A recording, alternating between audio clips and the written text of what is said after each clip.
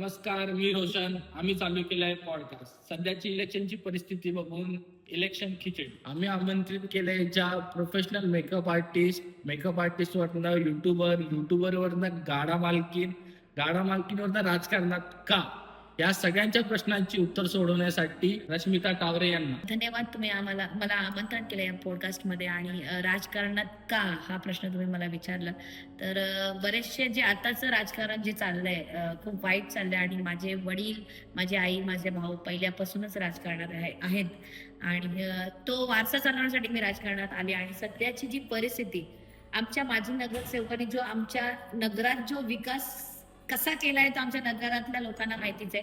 आणि त्याच्यासाठी मी राजकारणात आली आहे. आणि मी स्पेशली नाही आली, मी माझे दोन्ही भाऊ बहीण उभे केलेत आणि त्यांच्या थ्रू त्यांच्याकडनं कामं करून घेण्यासाठी राजकारणात आली आहे. कुठल्या पक्षाचा माझा काही विषय नाहीये आणि कामं करायचे त्या हिशोबानेच चालू केलं. ताई, सध्याच्या तुमच्या रील बघून तुमच्या फॅन बेसला प्रश्न पडलाय की नक्की तुम्ही कुठल्या पक्षाला सपोर्ट करताय? पक्षाला तर नाही मी कुठल्या सपोर्ट करत आहे. म्हणजे मी ठरवलंय स्वतःहून की कुठल्याही पक्षाच्या थ्रू आपण सपोर्ट नाही करायचा आहे. मी माणूस बघून सपोर्ट करणार आहे. त्याचं कारण म्हणजे पक्ष हा पुढचा विषय राहिला. माझ्या नगरात काही गोष्टी घडल्या तर मी त्या माणसाच्या जवळ लवकर गेली पाहिजे आणि त्यांनी माझ्या मदतीला धावून आला पाहिजे. किंवा कुठल्याही छोट्या मोठ्या गोष्टी ज्या माझ्या परिसरात हव्या आहेत, काही समस्या आहेत, त्या दूर केल्या पाहिजेत.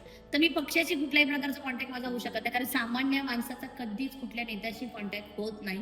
तो होतो ते त्याच्या जवळच्या माणसाचा. आणि नगरात आपल्या तोच जवळचा माणूस असेल त्या हिशोबाने मी त्याला सपोर्ट करणार. माणूस बघून मी सपोर्ट करणार आहे. पक्षाचं माझं काही घेणं देणं नाही. मी ह्या राजकारणाची परिस्थिती बघून तुम्हाला नक्की काय खिचडी शिजली असं तुम्हाला वाटतंय? खिचडी जसं तुम्ही नाव दिले हे परफेक्ट नाव आहे आताच्या सिच्युएशननुसार. कारण की सध्याच्या राजकारणात खिचडीच शिजली आहे. इकडचा माणूस तिकडे कधी जाईल, तिकडचा माणूस इकडे कधी येईल, इकडचा माणूस परत तिकडे कधी जाईल हे आपण सांगू शकत नाही. त्याचं म्हणजे मोठे जे नेते लोक आहेत ते पहिले फंड कुठून येतोय आणि मग कोणाला तिकीट द्यायचं हे बघतायत.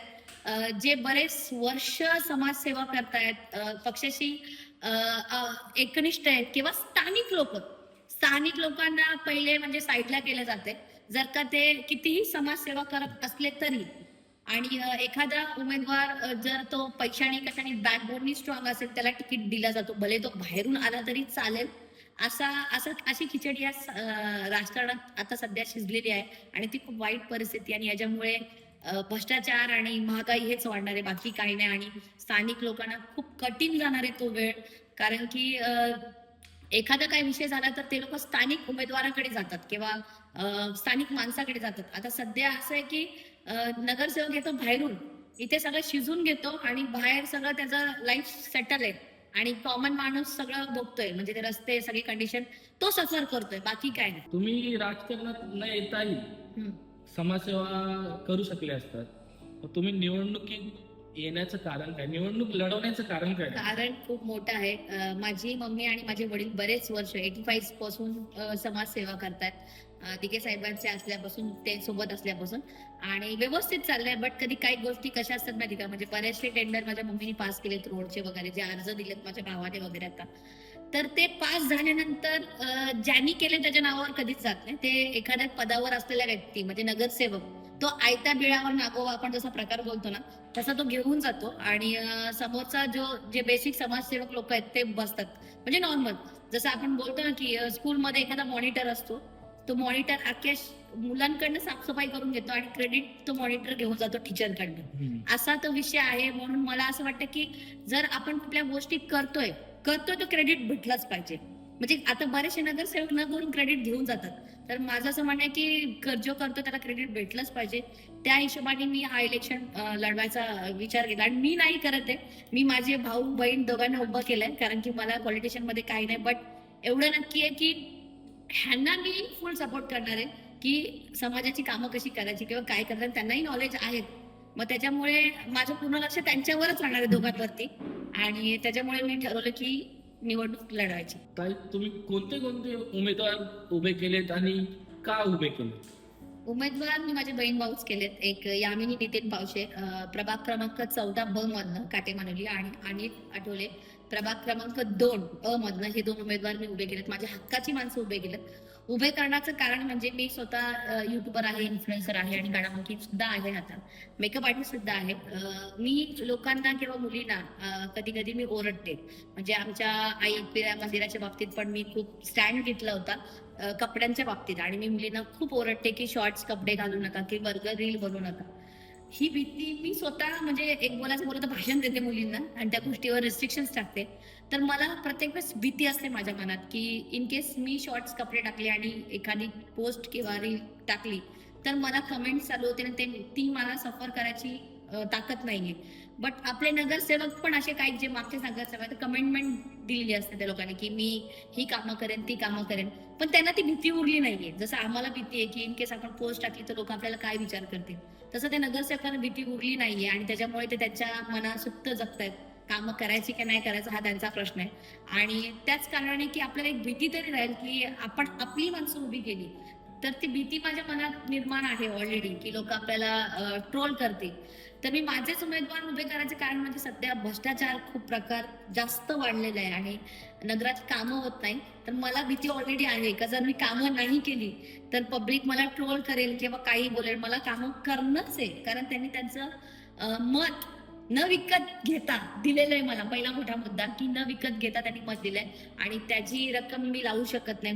मला त्यांची सेवा करणंच आहे आणि एरियाचा जो वातावरण बघून, जी खरी परिस्थिती बघून, म्हणजे काही कामं 10 वर्षात झालेली नाहीयेत. आपल्या घरी जेव्हा कोणी मोठे माणसं येतात तेव्हा आपल्याला स्वतःला लाज वाटते की आपण स्लम एरियात राहतोय का.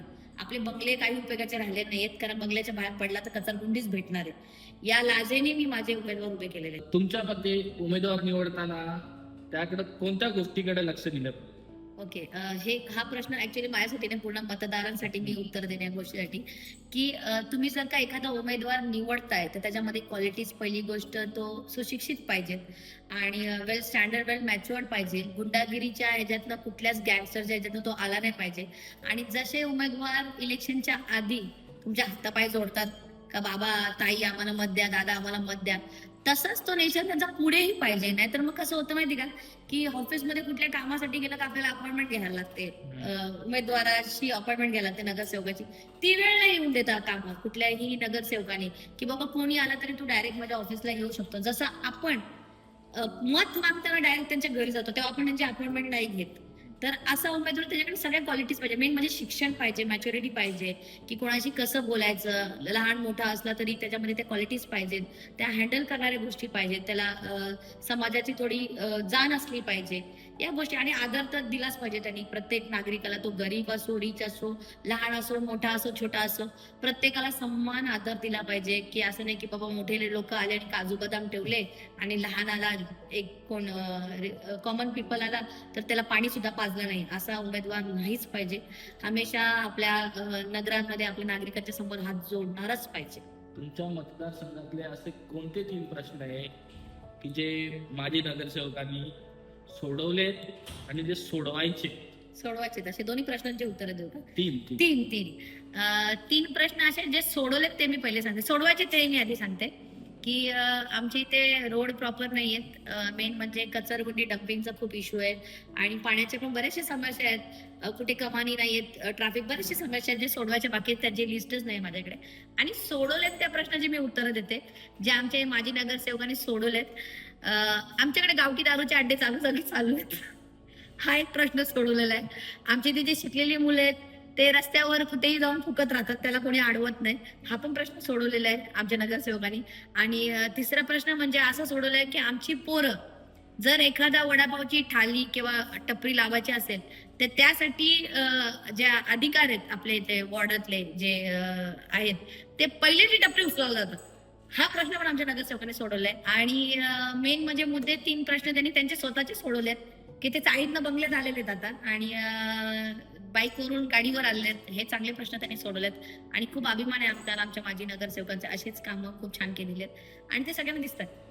तुमचे उमेदवार निवडून आल्यावर तुम्ही कोणते बदल कराल? मला उमेदवारांचं असं काय नाही, म्हणजे माझे उमेदवार निवडून आल्यानंतर नागरिकांचे प्रश्न लांब राहिले. हे माझे स्वतःचे प्रश्न आहेत जे सोडवायचे आहेत. रोडचे, रस्त्याचे किंवा आमच्या इथे जे ड्रेनेज लाईन्स आहेत आणि मोठे मोठे नाले आहेत इतके घाण परिस्थितीमध्ये की बंगले असून सुद्धा लोकांचा स्लम एरिया वाटतोय आणि बऱ्याचशा गोष्टी कचरकुंडी. हे प्रश्न ते बेसिक आहेत, हे ते लगेच सुटण्यासारखे आहेत आणि ते लवकरच ट्राय करेन. पण बऱ्याचशा मोठ्या गोष्टी ज्या मला सॉर्ट आउट करायचे, जे आपले वेल एज्युकेटेड मुलं आहेत त्यांना कामधंदा नाही, हा मोठा प्रश्न आहे आपल्या नागरिकात म्हणजे वॉर्डात.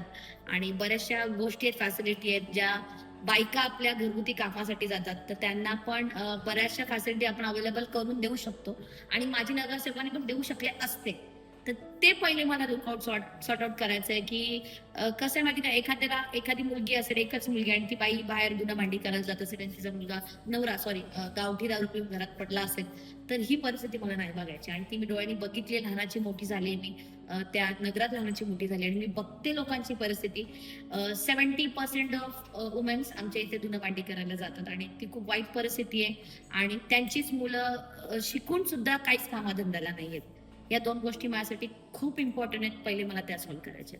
एखादा नगरसेवक निवडून आल्यावरती काम का नाही केलं यावर तुम्हाला काय बोलायचं? यावर तर मी कधी कधी तर मला आता मी पॉलिटिशियन मध्ये म्हणजे फिरते तर त्याच्यावरून मला असं वाटतं की 30-50% नगरसेवकाची चुकी नाहीये. मी कुठल्याही नगरसेवकाला दोष देणार नाही, कारण की भ्रष्टाचार हा नेत्यांपासून नाही सुरू झालाय किंवा उमेदवारापासून नाही सुरू झालाय, कॉमन माणसांनीच सुरू केलाय. जसं नेते किंवा उमेदवार मत मागायला तर लोक पाकिटाची अपेक्षा करतात. पहिले तसं नव्हतं, पहिले लोक कामांची अपेक्षा करत होते, कामांची लिस्ट घेऊन जायचे की ही कामं झाली पाहिजे. आणि पाकिट घेतल्यामुळे लोक कोणी विचारायला पण जात नाही, भाई तुम्ही ही कामं का नाही केली. म्हणजे स्वतःकडे तोंड नाही राहिले बोलायला की आपण काय करतोय, आपणच सुरुवात केली. उमेदवारांना बोलून फायदा नाही, करोडो रुपये त्या लोकांनी टाकले आणि म्हणून ते काढतात. ही आपली चुकी, त्यांची चुकी नाही आणि ते त्यांची खिशी भरतात. त्याच्यामुळे जिथे करोड टाकले तिथे 5 करोड कमवतात, 10 करोड कमवतात. म्हणजे बेनिफिट आहे, इन्व्हेस्टमेंट केली त्यांनी आणि इन्व्हेस्टमेंट ती आपण करून दिली आहे. चुकी आपली आहे. भ्रष्टाचार थांबवण्यासाठी सुरुवात आपल्यापासूनच केली पाहिजे आणि मी तर केली. मला खूप चांगलं वाटतं की माझा डाऊनफॉल आला होता लाईफ मधला खूप बेकार, तरी मी माझं मत कधी विकला नाही. मला पाहिजे त्याच उमेदवाराला मी दिले नाही. तुम्हाला वाटतंय का तुमचे उमेदवार निवडून येतील की नाही येतील? माझे दोन्ही उमेदवार म्हणजे माझी बहीण आणि माझा भाऊ यामिनी नितीन पावशे आणि अनिल आठवले हे दोन्ही निवडून येतील का नाही येतील हा पुढचा प्रश्न. नाही आले तरी मला त्या गोष्टीचा गम नाही, कारण बऱ्याचशा गोष्टी या पॉलिटिशियन मध्ये शिकायला भेटल्यात मला. एक कॉमन व्यक्तीला नाही भेटत की ते नक्की काय खिचडी पकते हे आपल्याला समजते आणि एक अनुभव आलाय खूप बरं. आणि निवडून आला तर मला कामच करायचे, अजून काय नाही, आणि बरेचसे प्रश्न सोडवायचे आहेत आणि निवडून नाही आला तरी अजून शिकायला भेटेल, प्रयत्न चालूच राहील. सध्या बिनविरोध नगरसेवक निवडून आले, याबद्दल तुम्हाला काय म्हणायचं? ते कधी कधी गावा ठिकाणी ते पोरं असतात ना की चीट माणूस बसवतात ना अभ्यासाला, एक्झामला. तो अभ्यास नाही करत, दुसरा कोणतरी पेपर लिहितो आणि पास होतो. तो असा प्रकार आहे की अभ्यास दुसऱ्याने केला आणि पास दुसरा झाला, असा प्रकार येतो. आणि बरेचसे ऑफर आले होते आम्हाला सुद्धा, म्हणजे माझ्या बहिणीला सुद्धा आले होते आणि माझ्या भावाला सुद्धा माघार घेण्याच्या धमक्या सुद्धा आल्या होत्या. या गोष्टी या राज्यात चालू आहेत, याच गोष्टीचं खूप वाईट वाटतं. त्या नगरसेवकांना मला एकच म्हणणं आहे की जर तुम्ही कामं केली असती ना तर तुम्हाला कोणाला धमक्या द्यायची गरज नसती लागली किंवा पेट्यांची ऑफर द्यायची गरज नसती लागली. एका बॅनरवरती लोकांनी तुम्हाला मतं दिली असती, मतं मागायची पण गरज नसती लागली. तर पहिले 5 वर्ष कामं करायची होती आणि मग बिनविरोध निवडून यायचे, तर मजा असते या गोष्टीला. आणि यांना मला काहीच समर्थन नाहीये. त्या लोकांना माझ्या आयुष्यात काहीच व्हॅल्यू नाहीये जे स्वतः काहीच करून मोठे होऊ शकत नाही. धन्यवाद ताई, तुम्ही आमच्या पॉडकास्ट मध्ये आल्याबद्दल तुमचे मी मनापासून आभार मानतो. Thank you so much. मी आशा करतो की तुमचे दोन्ही उमेदवार निवडून येईल आणि तुमच्या भीतीने नक्कीच ते काम करतील. नक्कीच. धन्यवाद.